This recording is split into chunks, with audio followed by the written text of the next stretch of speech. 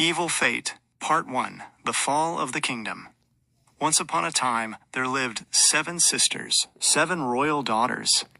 The sisters grew up in a palace, knowing neither care nor sorrow. Not for nothing does the proverb say, "To the rich and happy, even a candle shines like the sun." But as soon as the eldest daughter turned 21, and the youngest, Santina, turned 15, happiness left the royal family.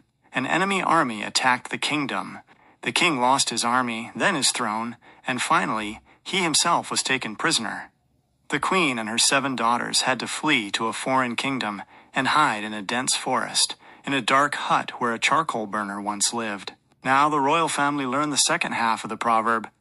To the poor and miserable, even the sun smolders like a tallow candle. Instead of soft down beds and satin blankets, they had bare boards lightly covered with dry grass. Instead of gold and silver dishes, they had 1 clay bowl and 8 wooden spoons. And what was in the bowl? Sometimes a broth made of wild herbs, and sometimes nothing at all. That is how they lived. Part 2. The Old Woman and the Secret. One evening, the queen mother went out of the hut to sit by the threshold. Just then, a very old woman with a basket in her hands approached her and asked, "Won't you buy some figs from me?" "Ah, good woman," the queen replied with a sigh. "Not long ago I could have bought 100 such baskets from you, but now I don't have a single soldo. Take this comb and give me 7 figs for my 7 daughters in return." "I don't need the comb," said the old woman. "I will give you the figs anyway. Tell me about your sorrow. Perhaps I can help." The queen told the old woman everything that had happened to them over the past year. The old woman listened, shook her head, and said, "Poor queen, one of your daughters has an evil fate. All your misfortunes come from this. As long as the girl's Fortuna, Lady Misfortune, is with you, do not expect luck. Which of my daughters has the evil fate?" asked the queen. "The one who sleeps with her arms crossed over her chest," the old woman replied. "Send her away, and everything will go well." Then she picked up her basket and disappeared behind the trees. Part 3. Santina's Departure. The queen entered the hut, lit a candle, and leaned over her eldest daughter. She was sleeping with her arms stretched out. The second daughter had her hands behind her head. The third had her palms under her cheek.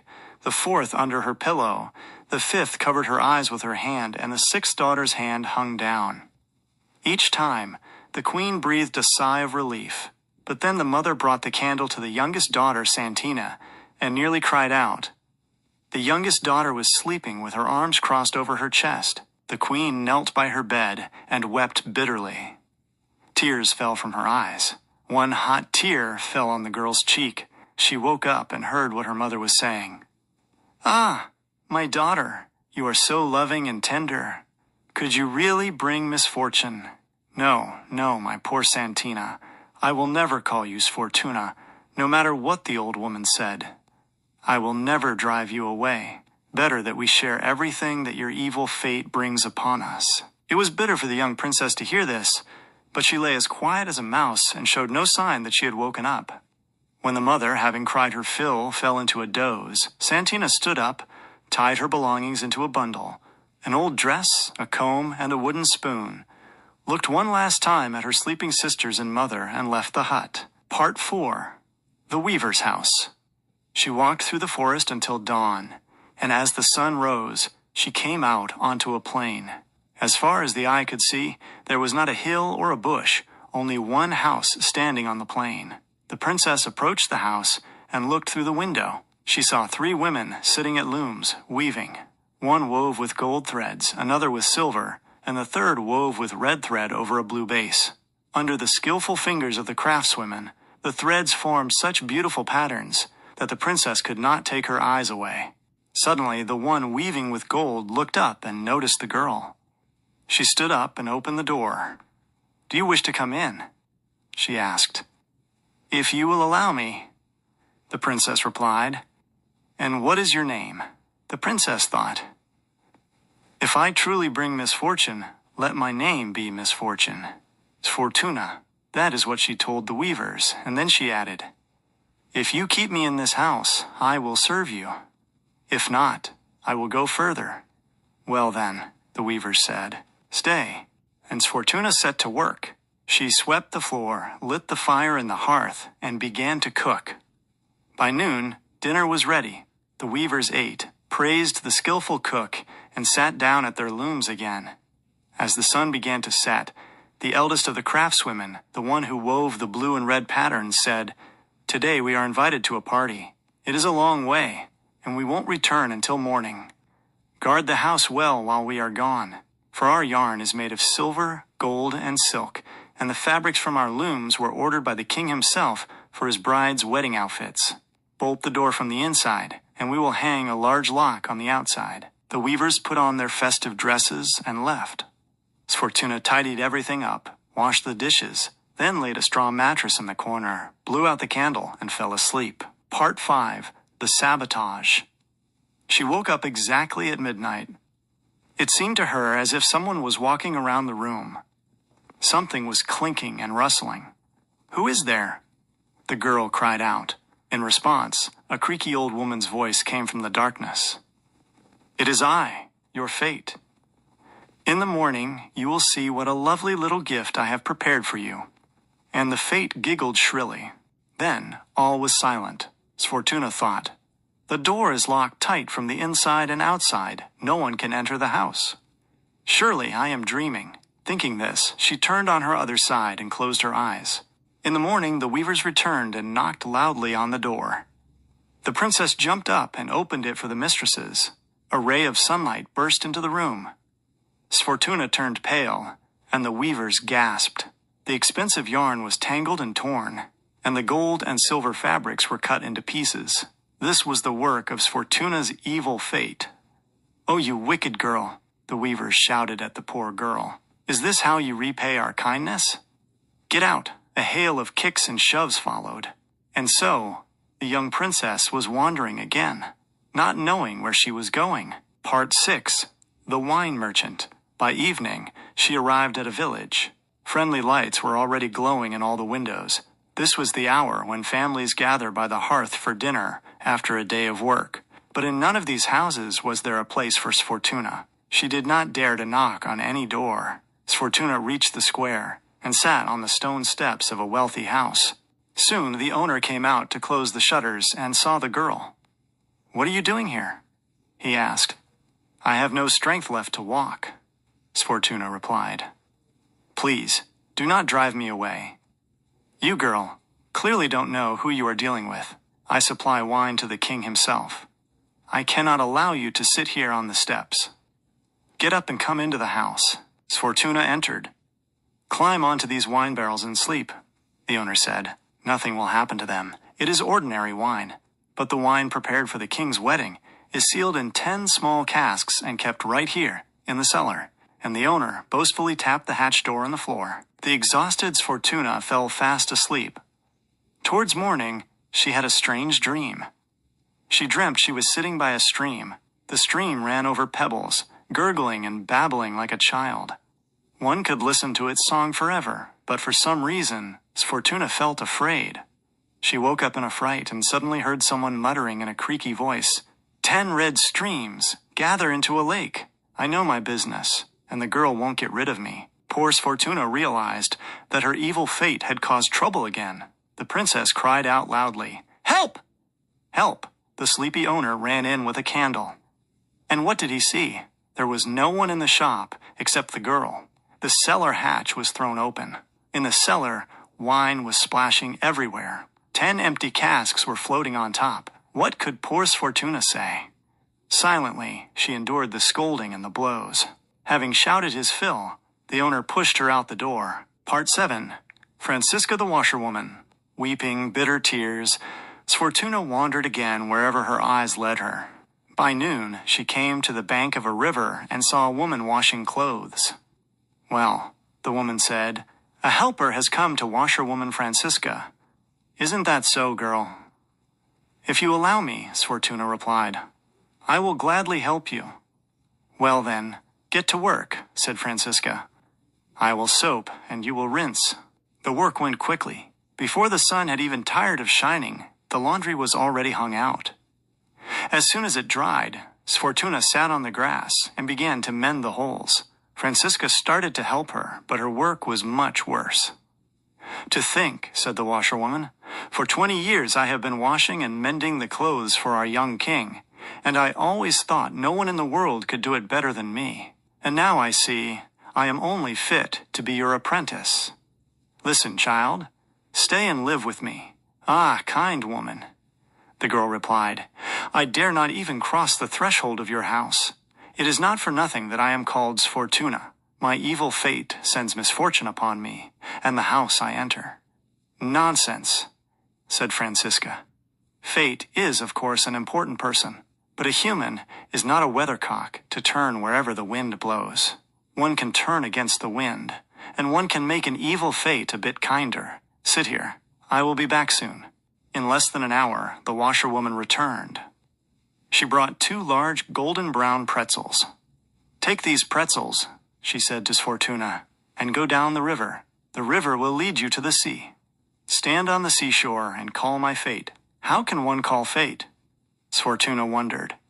"Oh, quite simply. Shout as loud as you can, 'Oh ho ho ho!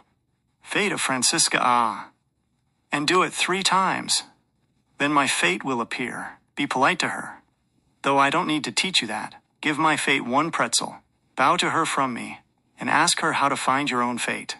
Give the 2nd pretzel to your own fate." Part 8. Meeting the Fates. Sfortuna walked and walked until she reached the seashore. 3 times she called the fate of Francisca, and she appeared before her. "Signora Fate of Francisca, Francisca sends you her greetings and this pretzel. And also, if you would be so kind, teach me how to find my own fate." "I can teach you," said the fate of Francisca. "But you won't be happy about this meeting. Your fate is a very wicked old woman. But if you want to, listen. Do you see the packed trail leading into the mountains? Follow it. When you reach the gorge, turn into the first crack between the rocks. In the darkest corner stands a stove, and an old woman is busy by the stove. That is your fate, and talk to her as best you can, because even the devil himself can't come to terms with her." Sfortuna thanked Francisca's fate and went to find her own. There was the gorge, the crack, and the stove. And there was Sfortuna's fate. Oh, what a sight she was! Her gray hair hung in dirty tangles, her hooked nose was smeared with soot, and her dress was torn to shreds. The young princess was almost 16 years old, and one could bet that in all those years her fate had never once washed herself. "Why have you come?" the old woman grumbled upon seeing Sfortuna. "When I need you, I will find you myself. For now, get out." "I am leaving now, my dear Signora Fate. Just take this pretzel as a gift." "Much I need your gifts," said the fate, and turned her back on the girl. But it seemed to Sfortuna that the old woman's voice had become a little softer. The girl placed the pretzel on the stove and quietly left. Part 9. The Transformation. Meanwhile, washerwoman Francisca took the laundry to the king. The young king looked at the clothes and exclaimed, "Nia Francisca!" The king called the washerwoman Nia Francisca, Aunt Francisca, because as long as he could remember himself, he remembered her. She had washed even his swaddling clothes. So seeing the laundry, he exclaimed, "Nia Francisca, you have never managed to wash better than today. How white it is! And the mending, it is more beautiful than the lace on my shirts. Here are 10 scudi above the usual pay." Francisca was very happy and bought all sorts of goods with the money. A dress for Sfortuna, shoes for Sfortuna, and a black lace shawl for her head. For a whole week, Sfortuna lived with Francisca. Sunday passed, Monday came, and on Mondays, Francisca always had the big royal wash. They set to work together. By noon, everything was washed, and then Sfortuna spent the whole night mending and ironing. The next morning, when the washerwoman brought the laundry to the king, he said, Nia Francisca, each time you become more skillful. How the folds are pressed, and the white collars rise like sea foam." And the king gave the washerwoman 20 scudi above the usual pay. Nia Francisca thanked the king and went shopping again. This time, she again bought a dress, shoes, and a beautiful headscarf. But that wasn't all. She bought soap, a sponge, a comb, and a whole vial of precious rose oil. The washerwoman brought the purchases home and said to Sfortuna, "Look at the gifts I have prepared for your fate. Now I will bake a pretzel, and you will go to visit her. Dress her in everything new. But first, wash her well." Sfortuna's fate was as dirty as before, but she met the girl more kindly. "Did you bring a pretzel?" she asked upon seeing Sfortuna. "Of course I did, my dear Signora Fate." And she handed the old woman the pretzel. As soon as the Fate approached Sfortuna, the girl grabbed her firmly by the hands and dragged her to the stream. How the old woman wailed when Sfortuna rubbed her with the soapy sponge. "I don't want to wash. I don't want to wash," she shouted, struggling to get free. But Sfortuna paid no attention to her cries. She washed her Fate clean, combed her hair, put on the new beautiful dress, shod her in the new creaky shoes, and poured the entire vial of rose oil over her. Ah, what a lovely, kind old lady stood before her now. And she smelled like 10 rose bushes. As everyone knows, all women, even the oldest ones, love new outfits. The Fate couldn't stop admiring herself. She kept fixing the ruffles on her skirt, squeaking her new boots, and trying on the shawl. "You are a clever girl, my dear," she said to Sfortuna. "This is how it goes. If someone has an evil fate, they only know how to complain and curse it. So the fate becomes even more wicked. It never occurs to anyone that they should try to make their own fate more beautiful. You, my dove, have done exactly that. Now everything will go well for you. Thank you for the gifts. And take a little gift from me as well." And the Fate gave Sfortuna a small box. The girl kissed the old woman on both cheeks and ran back to Francisca. Part 10, The Golden Galloon and the King. Together with Francisca, they opened the box.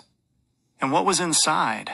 Nothing but a piece of gold galloon, braid, no longer than a finger. "Your fate is not very generous," said Francisca, and tucked the box into a drawer of the dresser. Well, on Monday, as always, Fortuna and Francisca washed the laundry, and on Tuesday the washerwoman took it to the palace. This time, the king didn't even look at the laundry. He was so preoccupied. "Your Majesty," said the washerwoman, "Nia Francisca dares to ask you, what is troubling you?" "Ah, Nia Francisca, I have 1,000 troubles and 100 misfortunes. You see, my advisors have found me a bride in an overseas kingdom. I have never even seen the bride, and I don't want to marry her at all. But if advisors get something into their heads, they never let go. So I agreed." "What's wrong with that?" said Francisca. "A wedding is a happy occasion."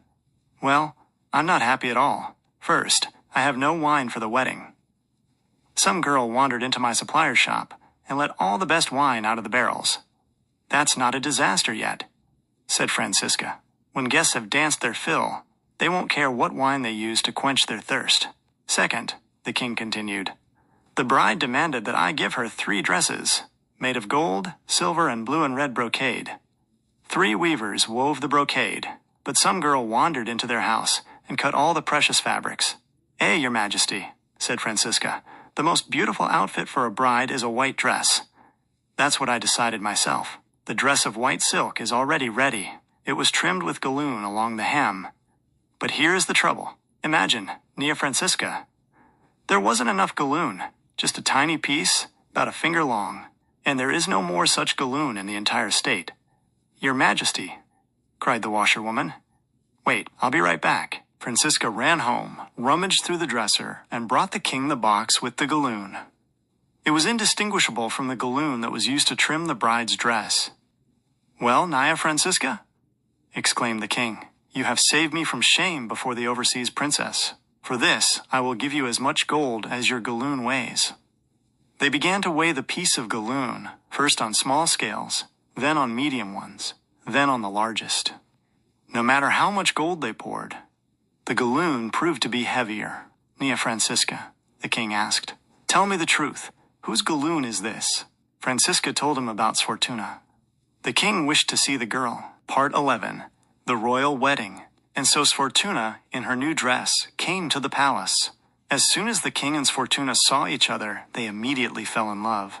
And there is nothing to be surprised at, for both were young and beautiful. The king immediately called his advisors and said, "You looked for a bride for me overseas, but I have found her in my own kingdom. If any of you likes the overseas princess better, let him marry her himself." And the king ordered everything to be prepared for the wedding. Then he sent for the 3 weavers and the wine supplier. They were stunned when they saw the king's bride. The king paid them for the cut brocade and the spilled wine and let them go in peace. Now no one called the Princess Fortuna, for she was no longer Lady Misfortune. She was now called by the name her father and mother had given her, Santina. 3 days before the wedding, Santina said to her groom, "Ah, your majesty, how I would like to know about my dear mother and sisters, and about my unfortunate father." "Be at peace, dear Santina," the king replied. "On the day I first saw you, I sent messengers to the neighboring kingdom. Today the messengers returned and brought joyful news. The king, your father, escaped from captivity, gathered an army, and regained his throne. The queen, your mother, and the princesses, your sisters, are now on their way. They are coming here." Santina's joy knew no bounds. The wedding day arrived. At the magnificent table, in the most honorable place, sat the young couple, and on either side, Santina's father, mother, and 6 sisters. Nia Francisca was there too, of course. And behind the bride's chair stood another guest. She nodded joyfully every time she heard Santina's laughter, but no one saw this guest except the young princess, because this was her very own fate.